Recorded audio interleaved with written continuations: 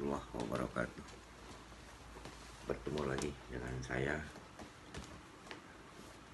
dan kita pada hari ini akan membahas tentang masalah alam jiwa. Alam jiwa ini yang mungkin orang banyak sudah kenal, ya. Ya, ada beberapa yang mungkin kenalnya itu adalah salah satu, kalau kita melihat orang yang katakanlah, mohon maaf, ini orang yang tidak waras, itu namanya sakit jiwa. Namun kalau itu jelas, waras dan tidak waras, berarti di dalam kewarasan maupun di dalam ketidakwarasan itu ada alam jiwa yang hidup, atau jiwa-jiwa yang hidup di dalam kehidupan kita semua. Nah, namun dalam hal ini, kalau yang sudah kelihatan tidak waras dan dia masuk ke rumah sakit, dirawat, disembuhkan, ya, mungkin itu adalah salah satu penyakit yang memang pada dasarnya adalah penyakit-penyakit yang sudah diidap, sudah diderita oleh pasien tadi, menjadikan sesuatu yang menimbulkan daripada kehidupannya di dalam dirinya sendiri. Namun ya, itu bebannya ada di salah satunya adalah rumah sakit. Pemerintah juga sudah melakukan sesuatu yang kadang-kala di jalan diambil dan dibawa ke rumah sakit, dirawat. Untuk ini, pembahasan pada waktu kita bicara saat ini adalah bukan masalah orang yang punya penyakit jiwa dan orang tersebut dirawat, bukan itu. Tapi justru di sini yang menarik di dalam kehidupan kita adalah sakit jiwa itu di dalam kehidupan yang normal. Kenapa saya bilang kehidupan yang normal? Sakit jiwa dalam kehidupan yang normal. Ini kan bingungnya. Bingungnya kenapa saya bilang? Jiwa itu hidup di dalam diri kita ini, ya tentunya akan mengarahkan kepada hubungan antara kita dengan Tuhan. Namun disinilah kehidupan jiwa ini. Bila mana kehidupan jiwa itu sudah rusak jiwanya dan dia sudah tidak bisa lagi mengontrol mana yang benar, mana yang salah, maka disitulah jiwa itu sudah dikatakan sakit. Saya bilang sakit kenapa? Sakit jiwa. Sakit jiwa ini bukan harus dirawat di rumah sakit dan dia berkeliaran di jalanan, bukan itu. Tapi justru sakit jiwa yang kita bahas sekarang ini adalah sakit jiwa yang ada di kantor-kantor. Ya, salah satunya. Banyak fenomena yang kita lihat di televisi, ya, yaitu adalah koruptor. Koruptor itu menurut saya ini, artinya itu adalah sakit jiwa. Kenapa saya bilang sakit jiwa? Kalau dipikir dia seorang pejabat negara yang memiliki kemampuan daya pikir, memiliki kemampuan kehidupan yang sudah cukup mapan, tapi masih melakukan korupsi, yang mana korupsi tersebut adalah uang negara yang digunakan untuk berbagai hal, untuk kepentingan pribadinya masing-masing. Nah, di sini sangat luar biasa saya katakan. Kenapa saya katakan luar biasa? Seorang yang memiliki pendidikan tinggi dan mereka memiliki jabatan, mereka dari latar belakang yang sudah cukup, dan juga mungkin di keluarganya pun memiliki kehidupan yang cukup baik, ya. Tidak ada kekurangan. Itu masih melakukan sesuatu yang bertentangan dengan hukum negara dan tentunya hukum Tuhan, ya. Kenapa? Di sini yang dikorupsi itu adalah uang negara, yang salah satunya adalah pajak, mungkin pendapatan negara yang diambil dari kekayaan negara, dari mulai PPN dan sebagainya, pajak PBB dan sebagainya, dikumpulkan oleh negara dan dicolong melalui aturan-aturan yang dibuat sendiri, yang akhirnya menjadikan negara itu memiliki kerugian yang sangat luar biasa. Nah, bukan negara saja yang menurut saya itu dirugikan, tetapi salah satu adalah juga rakyat Indonesia. Nah, inilah yang saya katakan sakit jiwa. Jiwa yang sakit, yang mana mereka tidak memikirkan bagaimana kehidupan orang lain, bagaimana negara ini yang telah mempercayai dia sebagai seorang pejabat masih juga dihianati. Nah, ini yang perlu diobati secara khusus. Ya mungkin pengobatannya bukan dokter ya, karena dokter mungkin kalau sudah jelas dia sudah berkeliaran di jalanan, nah itu mungkin dapat pengobatan, disuntik, diberikan obat dan lain-lain sebagainya. Tapi ini adalah salah satu, nggak tahu, saya juga bingung untuk berpikirnya ini. Artinya seorang pejabat, seorang yang sudah memiliki kekuasaan, memiliki kekayaan, memiliki kehidupan yang baik, masih juga melakukan sesuatu yang bertentangan dengan hukum negara, bertentangan dengan hukum Tuhan, ya, menyakiti hati rakyat. Banyak sekali yang disakiti. Nah, mudah-mudahan kita semua disadari dengan apa yang menjadi kehidupan ini. Jiwa kita peliharalah dengan baik agar kita selalu tidak miring kanan dan miring kiri. Karena kalau menurut saya, ya, alam jiwa ini adalah salah satu alam yang sangat luar biasa di dalam kehidupan kita, yaitu tentunya hubungan langsung kepada Yang Maha Kuasa. Nah, bila mana jiwa kita ini goyah ataupun mungkin jiwa kita ini agak sedikit oleng, ya mungkin disinilah yang akan harus kita tingkatkan kembali yang namanya iman. Iman itu mungkin lemah, iman itu mungkin juga sedang berkurang lah. Jadi harapan saya, kita jangan menjadi seseorang yang lemah dalam masalah keimanan. Iman itu mungkin juga keyakinan kita, ya, agar apa, jiwa kita bisa dipelihara. Nah, pelajarannya yang saya katakan di dalam hal salah ini adalah bukan masalah salah atau benar di dalam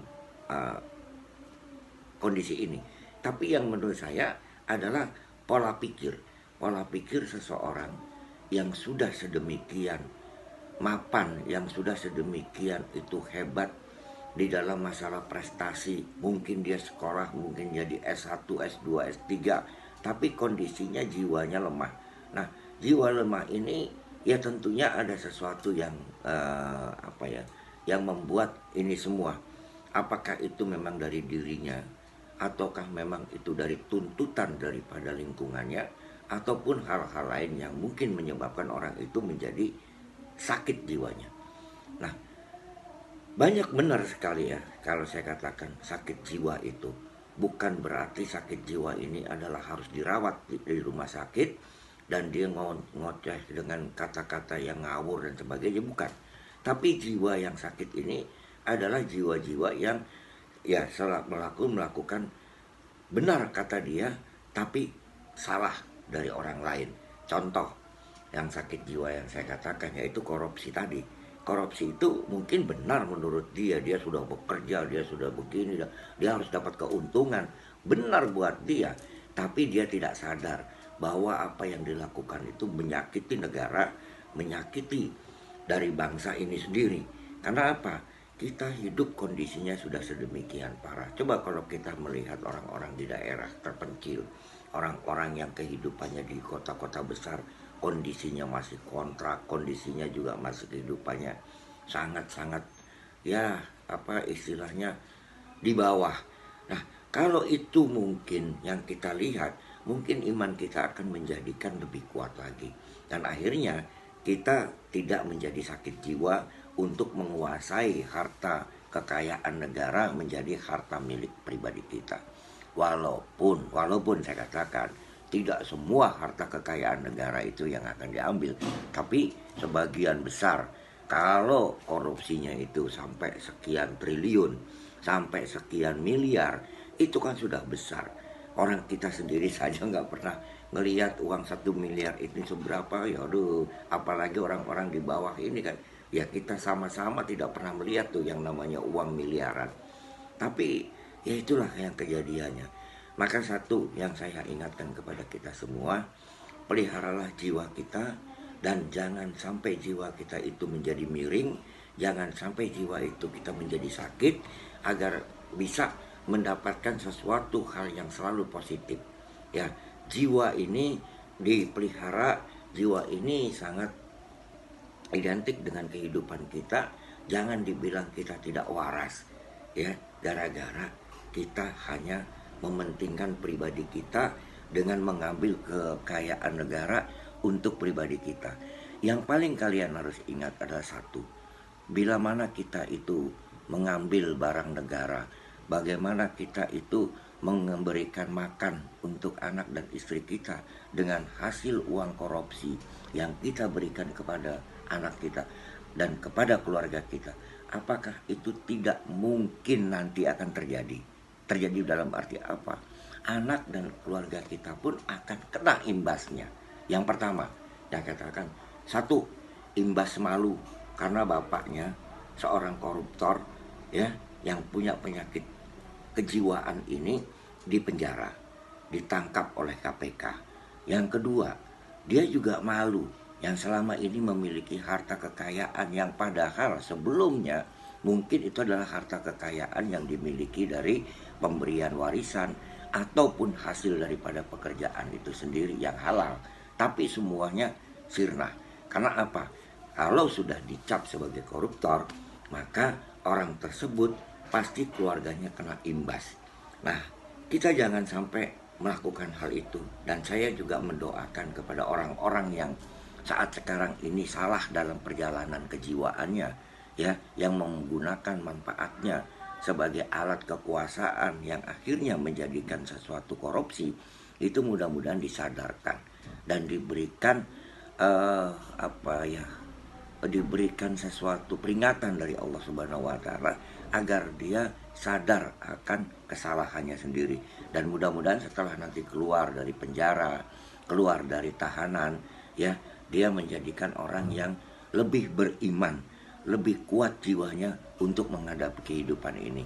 Ingat bahwa anak dan istri kita juga akan menjadi sasaran, anak dan istri kita juga akan menjadi cemoohan para tetangga maupun cemoohan orang-orang lain di sekitar kita. Nah, mereka dalam kehidupan makan dan tidak tahu dosa apa yang mereka dapatkan di sini. Ya tentunya ini yang menjadi masalahnya. Mereka tidak berbuat, tapi mereka mendapatkan dosa dari perbuatan orang yang menjadi kepala keluarga tersebut, yang melakukan korupsi, yang melakukan sesuatu yang tidak bisa dipertanggungjawabkan, ya, oleh anggota keluarga itu sendiri. Karena senyerah siapapun, ya, harta yang ada itu dianggapnya semua adalah harta daripada pencurian dari korupsi tadi. Nah, jadilah seorang pejabat, jadilah seorang yang bekerja dengan baik, agar apa? Agar negara kita ini bisa menjadi negara yang subur, negara yang kuat, yang bisa menampilkan sesuatu kebanggaan. Bukan kebanggaan sebagai negara yang banyak orang-orangnya menggunakan dan memanfaatkan kekayaan negara untuk kepentingan pribadi. Ya semoga saja, ya, yang saat sekarang ini sudah menjadi tahanan dari KPK, ini akan menyadarkan orang-orang yang sedang berkuasa saat ini untuk tidak melakukan yang namanya korupsi. Karena apa saya katakan?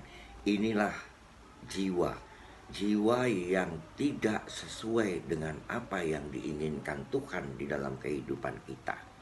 Jadi peliharalah jiwa ini, peliharalah pikiran kita ini, agar kita selalu mendapatkan sesuatu hal yang positif, yang kita selalu memikirkan kepada orang lain yang lebih tidak mampu daripada kita. Apabila jiwa kita ini kita pelihara dengan baik, mudah-mudahan kehidupan kita juga akan lebih sehat, ya, lebih kuat dan lebih dimudahkan di dalam segala hal. Ya, jangan sampai anak dan istri kita menanggung resiko akibat daripada jiwa kita yang sakit, jiwa kita yang tidak tegak ya di dalam masalah menjalankan amanah yang diberikan oleh pimpinan, yang mana sekarang ini sebetulnya kita sedang rame-ramenya banyak kebanjiran ya, banyak juga hal-hal yang perlu sosial ya, yang mungkin dana tersebut akan disalurkan, tapi kalau sudah diambil sama satu orang ya mungkin ya dana itu ya habis, nggak karu-karuan.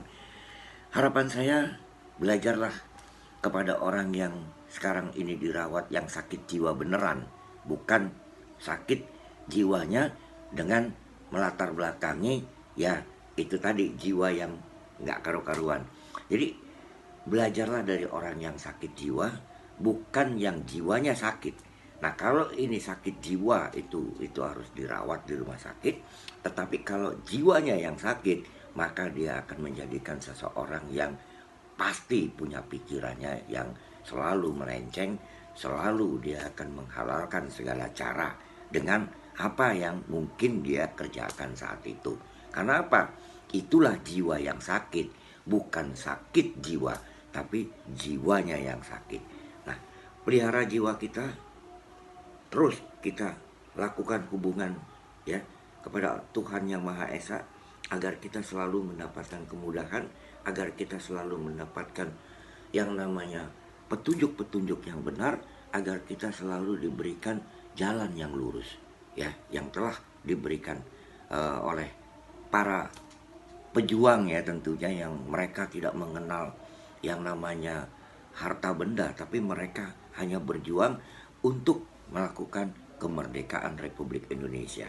Jadi belajarlah dengan jiwa-jiwa patriot yang ada dan yang telah mendahului kita, yang telah memperjuangkan Indonesia ini sampai dengan merdeka, yang saat ini kita selalu menikmati kemerdekaan itu dengan jiwa patriot yang sudah dicontohkan oleh para pejuang dan pahlawan-pahlawan Indonesia. Semoga para pahlawan-pahlawan Indonesia, para pejuang dan patriot di Indonesia ini semuanya diampuni segala kesalahannya, diberikan kemudahan di dalam alam kuburnya, dan selalu mendapatkan tempat yang layak di sisi Allah, kebahagiaan yang hakiki. Karena beliau dan semua para pejuang itu semoga dalam keadaan meninggal pada saat itu adalah syahid. Saya rasa itulah yang kita selalu ingin doakan, dan semoga jiwa kita tetap terpelihara.